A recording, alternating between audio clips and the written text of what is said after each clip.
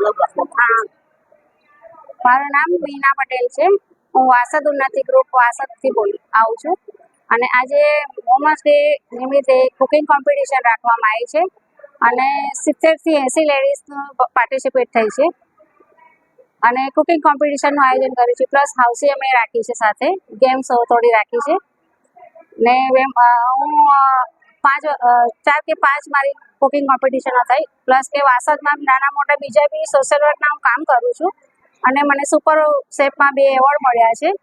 અને આ બધી લેડીઝને એક હાથ ચાલીને આગળ લાવવાનું મારું કાર્ય છે. જે બી આજુબાજુના ગામડામાંથી પ્લસ કે ભાવનગરથી, અમદાવાદથી, આણંદથી, બરોડાથી બધી લેડીઝ અહીંયા પાર્ટિસિપેટ થઈ છે અને બેસનની થીમ પર અમે આજે કુકિંગ કોમ્પિટિશન રાખ્યું છે. એ બેસનની થીમ રાખી છે આજે, એની પર અલગ અલગ બધી વાનગીઓ બનાવી છે.